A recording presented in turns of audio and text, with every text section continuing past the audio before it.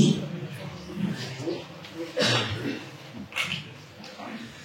Je me présente très rapidement. Je m'appelle Sylvain Rosier. Je suis gérant d'entreprise. Je gère une entreprise qui s'appelle Cybernétique. Ne vous inquiétez pas, je vais pas en parler pendant très très longtemps. Juste une seule slide très rapidement.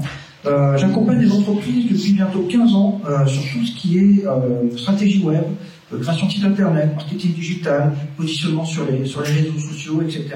Donc voilà, donc c'est vis-à-vis de cette expertise-là que je vais vous présenter donc la conférence d'aujourd'hui. Donc voilà, donc du coup aujourd'hui on va parler d'Internet. Internet, comme vous le savez tous, c'est une invention géniale. Une invention qui au départ présentait une certaine bienveillance apparente. C'est une invention qui est un système de communication qui a été imaginé au début des années 1970 et qui a été lancé réellement au niveau du public, le fameux World Wide Web, WWW, en 1989. Et à partir de ce moment-là, pas mal de choses se sont développées. Donc c'était au tout début, c'était vraiment un outil. C'est quelque chose pour aller sur Internet qui était assez pénible. Je ne sais pas si vous vous rappelez, si les plus anciens parmi vous, il fallait couper le téléphone, il fallait composer un numéro sur un petit modem, il fallait être sûr que la connexion se passe bien. Bon voilà, il fallait faire vraiment l'effort d'aller sur Internet. Aujourd'hui, c'est un petit peu différent. C'est devenu un usage. C'est-à-dire que pour aller sur Internet, vous avez juste à mettre votre main dans la poche et vous sortez votre téléphone et vous êtes sur Internet. Donc là aujourd'hui, Internet est partout, dans votre voiture, dans votre téléphone, sur votre télévision, etc. Internet, c'est génial parce que c'est une bibliothèque d'informations mondiale, la possibilité d'envoyer des emails à des milliers de kilomètres en quelques secondes. Enfin, c'était vraiment, lorsque c'est sorti, quelque chose d'inespéré parce que pour accéder à certaines cultures, il fallait aller dans les bibliothèques, il fallait lire des livres, c'était pas accessible à tout le monde. Maintenant, avec Internet, n'importe qui, juste avec son téléphone, peut le faire. Au début des années 2000, avec le Web 2.0, c'est les réseaux sociaux et l'interactivité qui changent notre façon de communiquer. Donc aujourd'hui, ça c'est important aussi parce que Internet, pendant un temps, c'était juste un média d'information un peu comme la télé. Les informations venaient vers vous, mais vous aviez pas vraiment la possibilité d'interagir. Là, à partir des réseaux sociaux, l'interactivité est venue. Ça a permis vraiment d'interagir, de mettre en place un certain nombre de choses pour communiquer. Aujourd'hui, de nouvelles évolutions sont en cours, parce que ça s'arrête pas, ça s'est pas arrêté au Web 2.0. Aujourd'hui, il y a ce qu'on appelle le Web 3.0. C'est tout ce qui concerne des choses comme la blockchain, l'intelligence artificielle, la prise de conscience écologique aussi, parce qu'on s'est rendu compte que les ordinateurs, ça consommait beaucoup de ressources. Donc tout ça, maintenant, c'est l'avenir. Donc Internet, c'est génial. Internet, c'est génial. Par contre, on a détecté assez vite qu'il y avait des dangers. Il y a énormément de soucis sur Internet, des dangers qui ont été rapidement identifiés, comme par exemple la criminalité, les prédateurs sexuels, les fraudes bancaires, les commerces illégaux, l'exploitation des données personnelles. Tout ça, ce sont des choses qui se sont mises vite en place parce que la partie technique fonctionnait très bien. Par contre, c'était pas contrôlé tout ça. Il n'y avait pas une sorte de loi autour qui régissait tout ça. Mais ça, assez vite, les gouvernements, les institutions ont réagi afin de mettre en place un certain nombre de contrôles et de sécurité pour corriger tout de suite les problèmes les plus visibles. C'est-à-dire, par exemple, la mise en place du RGPD, je ne sais pas si vous connaissez, c'est le règlement européen pour la protection des données personnelles. Aujourd'hui, les entreprises européennes n'ont pas le droit de faire n'importe quoi avec vos données. Alors, j'imagine que vous vous en rendez compte chaque fois que vous allez sur Internet et qu'il y a un bandeau qui vous demande si vous voulez accepter les cookies ou pas. Ça, c'est particulièrement pénible. Mais par contre, c'est nécessaire. Parce que à partir du moment où une entreprise accepte vos cookies, ça veut dire qu'elle accepte, vous lui autorisez à vous donner une partie de vos données personnelles. Il y a une police sur Internet qui existe, en France notamment, une police qui traque les crimes les plus graves, les trafics de drogue, le trafic d'armes, les prédateurs sexuels, etc. Et aujourd'hui, faire des achats sur Internet, c'est devenu pratiquement 100% sécurisé. Il y a toujours des petits soucis, mais c'est plus des soucis techniques pour le coup. Donc ça, c'est la partie visible de l'iceberg. Et par contre, ce que l'on sait moins, c'est qu'il y a une partie immergée de cet iceberg. Il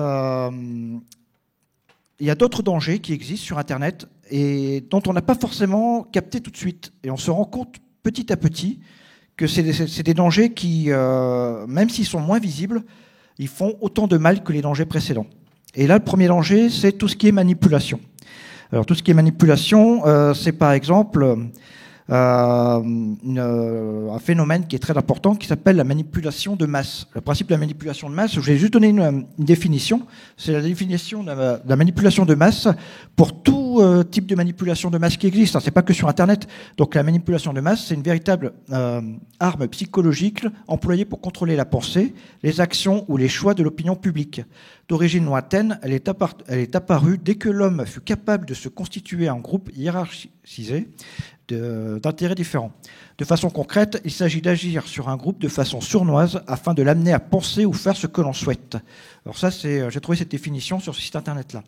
Donc en gros, pour faire simple, la manipulation de masse, c'est avec des petits éléments, réussir à faire en sorte qu'un grand nombre de personnes fassent ce que vous avez envie de faire. Donc c'est assez sournois. Et sur Internet, c'est plutôt pas mal présent. Je vais vous montrer différents exemples concrets de manipulation sur Internet. Parce que ce qui est important aussi, c'est plutôt que la théorie, c'est de voir un petit peu ce qui se passe en concret. Donc déjà, on va commencer par un premier élément, c'est Facebook. Facebook, vous le connaissez tous, c'est le réseau social, un des tout premiers qui a été mis en place et un des plus utilisés, notamment par les gens qui découvrent les réseaux sociaux ou les anciens. Et donc du coup, sur Facebook, quel est le danger ? Quelle manipulation existe sur Facebook ? La manipulation qui existe sur Facebook, c'est notamment les arnaques financières, les arnaques au sentiment, les jeux concours ou fausses opportunités, les publicités trompeuses, l'usurpation d'identité. Tout ça, c'est très très présent sur Facebook. Qui est derrière tout ça ? Souvent, ce sont des arnaqueurs de type brouteur. Les brouteurs, je ne sais pas si vous connaissez un petit peu, ce sont des groupes de gens, souvent dans les pays africains, type Côte d'Ivoire, ou mince, je ne sais plus exactement, mais bon voilà, la Côte d'Ivoire c'est le plus représenté, qui se regroupent comme ça dans des cybercafés. Et là, ils font, pour eux c'est presque un jeu, hein. Il y a très peu de traques là-bas pour pouvoir arnaquer les gens dans les pays de type Europe, etc. Il y a aussi les faux commerçants en dropshipping. Le dropshipping, pour faire simple, c'est pas illégal. C'est le principe d'utiliser le stock de son fournisseur pour pouvoir envoyer directement des produits aux clients. C'est-à-dire que le produit ne transite pas par le commerçant. Mais en fait, le dropshipping, ça a été mal utilisé pendant longtemps par des gens qui achètent sur AliExpress en Chine des montres à 3 €, qui le revendent 500 € en Europe. Et ça, automatiquement, c'est une arnaque qui a énormément fonctionné et c'est une manipulation qui pose problème. Comment se protéger ? Pour se protéger sur ce type d'arnaque, ce type de manipulation, il faut déjà savoir qu'une information trop belle est toujours suspecte. Lorsque vous voyez un jeu concours qui vous dit que c'est incroyable, les BMW, ils en ont fait une de trop, ils ne savent pas quoi en faire, et ben ils la donnent au premier qui répond j'aime et qui partage ça à tous ses contacts. Et ben si vous faites ça, vous êtes sûr vous n'allez jamais avoir la BMW parce que ça arrivera jamais. Mais pourtant, il y a des gens qui y croient tout ça parce que c'est sur les réseaux sociaux, c'est sur Internet, donc c'est forcément vrai. Non, je vous rassure que c'est pas vrai. S'informer sur les arnaques, c'est important aussi, parce que ça évolue tellement. Et moi, je vous recommande, alors ouais, j'ai moi aussi une chaîne YouTube, mais je recommande les chaînes YouTube d'autres personnes, parce qu'il y a des gens qui sont beaucoup plus compétents que moi sur ce genre de choses. Et je vous recommande la chaîne de Sandoz, ou la chaîne du Radis Irradié, qui sont des gens qui passent leur temps à traquer les brouteurs, qui passent leur temps à traquer les nouvelles arnaques, et qui expliquent concrètement comment faire pour ne pas se faire arnaquer. Je regarde vite fait le timing pour pas que je sois trop dans le temps, parce que j'ai des petites anecdotes. J'ai notamment un petit neveu qui s'est fait arnaquer, qui s'est fait vider son compte bancaire, juste parce qu'un jour, en allant sur Facebook, il pensait qu'il était sur la page Facebook de sa banque. Et donc, du coup, il a donné son numéro de téléphone, il s'est fait appeler par la personne. Il pensait parler avec un conseiller bancaire, et il a donné, excusez-moi de l'expression, mais comme un idiot, son numéro de carte bancaire en disant j'ai telle ou telle chose à faire, et il s'est fait vider son compte comme ça. Et c'est quelqu'un qui est pas bête, c'est juste qu'il est jeune, il démarrait dans la vie, il pensait vouloir faire bien, il n'a pas voulu demander à ses parents il a tout juste 18 ans, s'il faisait les choses bien ou pas, il s'est fait avoir. Vous voyez comme quoi on peut vite se faire avoir sur ce genre de choses. Manipulation sur Facebook, il y en a encore d'autres. Ce sont notamment ce que l'on appelle les bulles sociales ou les bulles de filtre. Les bulles sociales, les bulles de filtre, c'est un peu plus lié à cette notion de biais, d'esprit critique dont on parle depuis quelques jours ici. C'est le fait, en fait, d'avoir une information qui est poussée par l'utilisation de vos données personnelles, notamment vos centres d'intérêt, vos affinités politiques, les actualités, les groupes sociaux. Alors le principe est simple. Si vous êtes un amateur de la pêche, et que vous allez voir des vidéos de pêche, que vous allez voir les pages Facebook de groupes de pêche, etc., à chaque fois que vous allez revenir sur Facebook, ça va vous proposer des publications de pêche. Dans ce cadre-là, vous allez me dire, c'est pas de manipulation, c'est cool, moi j'aime bien la pêche, ça me propose de la pêche. Jusque-là, vous allez me dire, il n'y a pas de souci. Par contre, imaginez, vous êtes quelqu'un qui vous posez des questions. Et un jour, votre collègue vous dit, ouais, la Terre elle est plate, on nous a menti. Du coup, vous allez voir sur Facebook les groupes de Terre plate. C'est histoire de se renseigner un petit peu quand même. Vous n'êtes pas hyper convaincu quand même. Donc, du coup, vous laissez tomber. Puis chaque fois que vous allez revenir sur Facebook, vous allez avoir des publications de groupes de terre plate, de platisme, etc. C'est ça la bulle sociale. C'est qu'en fait, on est enfermé dans une bulle d'information où il n'y a que l'information, un petit peu ciblée et enfermée qui revient, mais pas la contradiction. Vous n'aurez pas les informations des autres groupes. Qui est derrière l'algorithme de Facebook, vous-même aussi, parce que si vous ne faites pas l'effort d'aller voir autre chose que les informations ciblées, et votre entourage, parce que c'est souvent l'entourage qui, des fois, dans le pied dans un truc complotiste ou un truc un peu comme ça, qui va vous inciter à aller voir des types d'informations. Comment se protéger ? Il faut éclater les bulles, c'est-à-dire accepter de se remettre en question ses croyances, ses convictions et aller voir d'autres arguments opposés. J'aime bien cette image, je ne sais pas si vous la connaissez, elle existe avec une sphère, mais en fait, souvent quand on est persuadé que l'objet qui fait cette ombre, c'est une pyramide parce que c'est un triangle, tout le monde va vous dire, mais non, c'est obligatoire que c'est un triangle, c'est une pyramide pour avoir cette ombre-là. C'est obligé, ça ne peut pas être autrement. Mais si personne vous montre l'autre ombre, dans l'autre sens, qu'en fin de compte, il y a aussi un carré, vous ne pouvez pas avoir la vraie réponse, qu'en fin de compte, c'était ni une pyramide, ni un cube, mais au final, c'était un objet un tout petit peu plus complexe. Mais pour savoir si c'est un petit peu plus complexe, il faut se renseigner. Voilà, je vérifie le timing toujours. Hop, je ne traîne pas. Manipulation sur Twitter, beaucoup de fausses informations, propagande, politique idéologique. Ça peut se transformer en violence, harcèlement, doxing, cancel. Sur Twitter, qui est derrière ? Des gens qui pensent bien faire parfois, mais qui le font mal. Des gens qui sont convaincus par leurs fausses informations et qui se battent pour leurs fausses informations. Si tu dis l'inverse de ce que je pense, c'est que tu as tort. Mais bien souvent, malheureusement, ce sont des gens nocifs, toxiques, qui, eux, se pensent intouchables ou anonymes derrière leur écran et qu'ils font exprès justement de balancer des fausses informations pour créer un gros bordel général. Donc voilà, et donc du coup, comment se protéger sur Twitter ? Toujours douter d'une information qui vient de Twitter. Twitter, c'est pas, contrairement à ce qu'on croit, c'est pas un site d'actualité. C'est un site qui partage les actualités, mais Twitter n'est pas un site d'actualité. Il y a énormément d'infos dessus. Il faut faire le tri. Donc il faut signaler aussi les fauteurs de troubles sur Twitter, sur Pharos. Il y a vraiment des gens qui font vraiment des soucis, du harcèlement, etc. Et en cas d'harcèlement qui vous concerne, soyez entourés, portez plainte. J'ai marqué exemple l'affaire Grimaud, tout simplement parce qu'on a vu qu'une personne qui a porté plainte dans le cas de l'affaire Grimaud, le monsieur concerné, monsieur Grimaud, s'est retrouvé condamné récemment. Manipulation sur Instagram. Sur Instagram, c'est un autre type de manipulation. C'est une manipulation en lien avec l'apparence. La réalité est déformée, embellie, et ça joue sur l'émotion. On peut créer des troubles psychologiques chez les plus vulnérables. Processus de comparaison sociale, émotion négative. Donc en fait, l'idée, c'est de se dire que à chaque fois qu'un influenceur se prend en maillot de bain à Dubaï, sur la plage et avec une grosse voiture de luxe, etc., nous, quand on est avec notre petite 4L au fin fond de la Creuse, je suis en Creuse, et qu'entouré de vaches et que le ciel il est gris, on se dit ma vie elle est pourrie en fait. Et alors, si on se dit juste ça une fois, c'est pas très grave. Mais si on est quelqu'un qui est jeune, qui est mal dans sa peau, etc., et qu'on est assommé d'images comme ça, malheureusement, ça peut avoir des conséquences négatives au niveau psychique, etc. Donc sur Instagram, c'est les influenceuses, les vendeurs de rêves, Villa Dubaï, etc., qui posent problème. Sur LinkedIn, c'est un autre processus, mais ça s'en approche quand même. C'est les professionnels qui en font trop. Alors j'ai marqué, certains prétendent même avoir 3 doctorats, vous connaissez la référence. L'idée, c'est que LinkedIn, c'est plus le syndrome de l'imposteur qui pose problème. C'est que vous pouvez avoir de super compétences, mais si vous voyez que tous les autres, ils ont 36 choses sur leur CV, et ils font des choses extraordinaires partout, etc., et vous êtes autant compétent qu'eux, mais comme vous ne le partagez pas dans tous les sens, vous avez l'impression d'être moins compétent, et donc du coup, ça pèse sur votre psychologie, et vous avez l'impression d'être nul, alors qu'en fait, c'est pas le cas.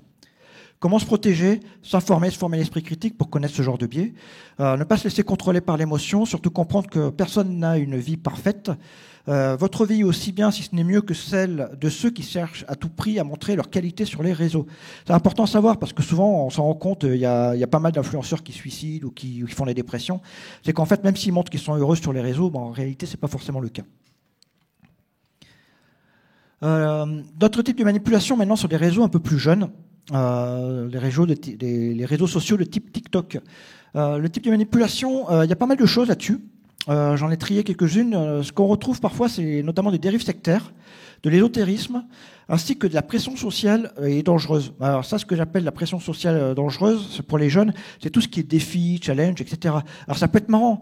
Si le challenge, c'est je fais une vidéo, le temps de faire un Rubik's Cube, et si j'arrive à finir ma vidéo en ayant fini le Rubik's Cube, il n'y a pas de problème. Faites ce challenge-là, il est génial. Par contre, si le challenge, c'est quoi le dernier que j'ai vu? C'est manger un paquet de chips le plus pimenté du monde jusqu'à s'en rendre malade. Mais si c'est totalement irresponsable. Donc ce genre de truc, ça pose un certain nombre de soucis. Il existe aussi sur TikTok une manipulation via des systèmes de dépendance. Ça, c'est un petit peu le genre de manipulation qu'il y a sur les jeux vidéo, vous savez, où on est obligé d'y être tout le temps, ou acheter des trucs, etc., pour pouvoir être tout le temps performant. On retrouve ça sur les réseaux sociaux des jeunes. Alors, qui est derrière tout ça? Souvent, c'est un phénomène de mode. Vous voyez, les sorcières, c'est ce qu'on appelle le witch talk. Je ne connaissais pas le mot, hein, j'ai découvert en préparant la conférence. C'est des petits phénomènes de mode qui se développent sur ces réseaux-là, et les jeunes, ils veulent faire partie de ce phénomène de mode, parce que si on n'en fait pas partie, on n'est pas dans le coup, quoi.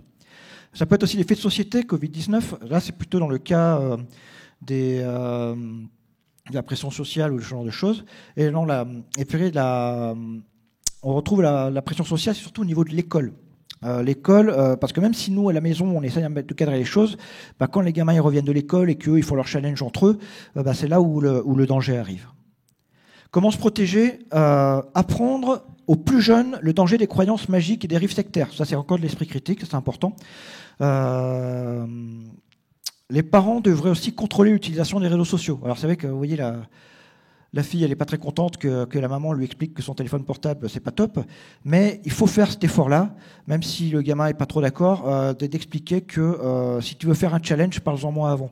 Je t'interdirai pas de faire des trucs comme tes copains, mais je veux savoir ce que c'est, pour la très simple et bonne raison que si moi je détecte qu'il y a un danger que toi tu vois pas parce que t'as pas l'expérience, je te le dirai, et voilà. Mais par contre, si je vois pas de danger, vas-y, fais tes challenges, il n'y a pas de problème. Et si on arrive à mettre en place une communication saine, ça passera bien. Après, je dis ça, moi je suis papa d'une petite fille de 6 ans, j'ai pas encore un ado à la maison, donc à mon avis, ça va être un peu plus compliqué.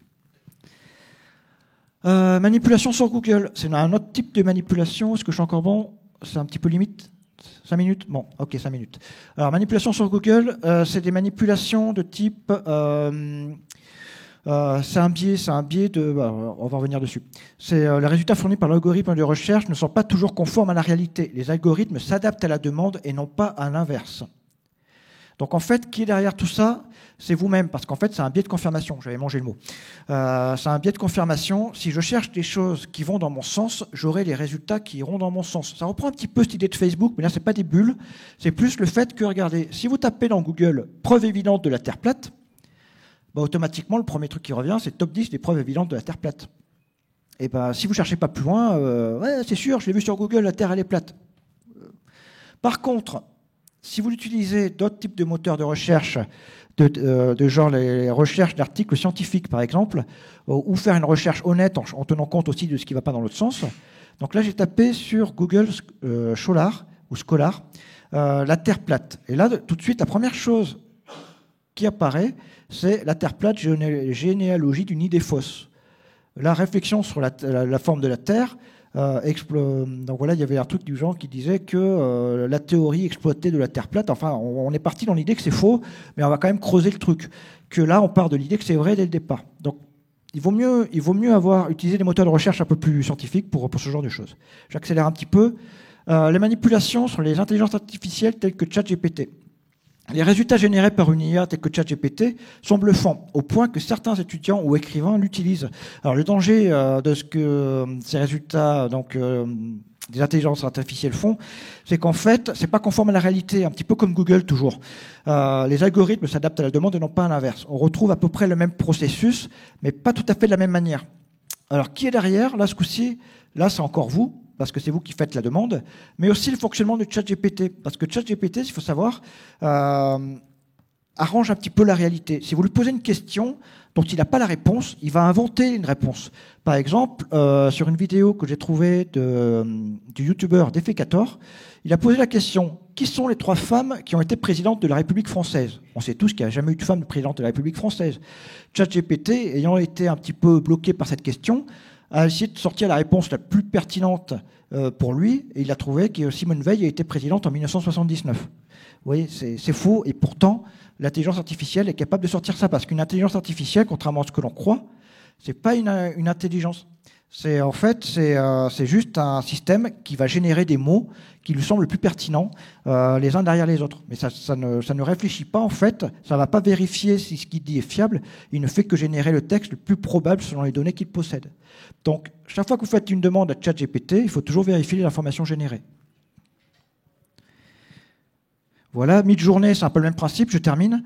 Les images générées par les intelligences artificielles de type Midjourney. Midjourney, c'est les intelligences artificielles qui créent des images. Aujourd'hui, il est de plus en plus difficile de différencier les vraies images des fausses. D'ailleurs, c'est utilisé de plus en plus par les complotistes ou les gens qui ne veulent pas faire l'effort de vérifier sur les réseaux sociaux.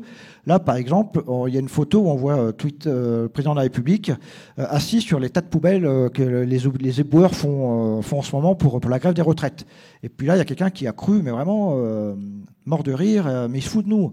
Bon, en fait, voilà, c'est tellement réaliste, l'image, qu'il y a des gens qui tombent dans le panneau. Comment se protéger? Il est encore possible à l'heure actuelle de détecter une fausse image. Soit visuellement, si vous regardez le nombre de doigts. Regardez aussi que cette personne-là a exactement la même tête que cette personne-là. Ce genre de choses, on le détecte encore un peu. Mais ça évolue. Ça évolue et ça va être de plus en plus difficile de détecter les vraies des fausses images. Pour conclure, quelles sont les conséquences?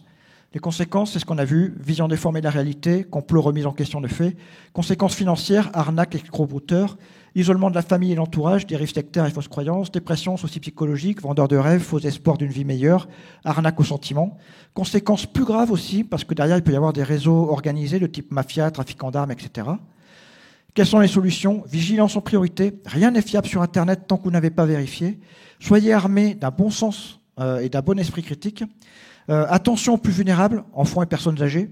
On pense aux enfants souvent parce qu'ils découvrent Internet, mais les personnes âgées se font beaucoup avoir. Signalez les arnaques, les arnaqueurs, les harceleurs, portez plainte si nécessaire. Restez informés sur YouTube, vulgarisation, venez au REC. Déjà, ce côté-là, vous l'avez fait. Les blogs, les podcasts, etc. Je vous remercie pour votre attention. Je vous rappelle que j'ai une chaîne YouTube qui s'appelle Le Stratège Web, sur laquelle je parle de web, de business et d'esprit critique de façon un petit peu moins speed que cette conférence. Et donc voilà, je vous invite à vous abonner et venir voir ce que je fais. Je vous remercie.